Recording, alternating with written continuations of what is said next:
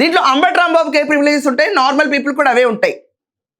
Last time మీరు దున్నారు, ఈసారి వాళ్ళు దున్నుతున్నారు, అంతే తేడా, ఇంతకంటే ఏ తేడా లేదు. కానీ వీళ్ళు కనీసం కంప్లైంట్లు తీసుకుంటున్నారు. లాస్ట్ టైం మనకు కంప్లైంట్లు తీసుకోవాలా.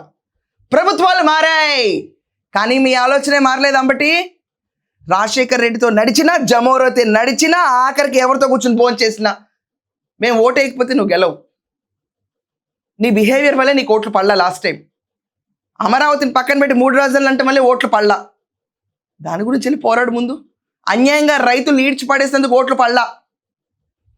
ఇల్లీగల్ అరెస్ట్ చేసినందుకు ఓట్లు పడలా. అందరిళ్ళ పైన దాడులు చేసినందుకు ఓట్లు పడలా. గ్రావెల్ కూడా ఎత్తిపోయిన దొంగలు ఇల్లు అని చెప్పి ఓట్లు పడలా. అండ్ ఇరిగేషన్లో పోలవరం అర్థం కాని మినిస్టర్ నిన్ను పెట్టారు కాబట్టి ఆ పార్టీ క్రెడిబిలిటీ కూడా లేదని చెప్పి ఓట్లు పడలా. How is it? Police department Srisailam లేకపోయింది.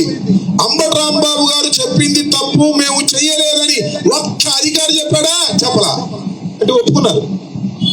రాంబాబు గారు చేసిన మాట నిజమే, మేము మాట్లాడమని నోరు మూసి కూర్చున్నారు. యాక్షన్ తీసుకు వాళ్ళు ఎవరు రాంబాబు గారికి చేసిన మాట నిజమే, అందుకే యాక్షన్ తీసుకోవట్లేదని చెప్పి కూర్చోవటం లేదు, ఏం లేదు. రాంబాబు గారు డ్రామా వేస్తున్నారు అని చెప్పి రాష్ట్రం అంతటా అనుకుంటుంది.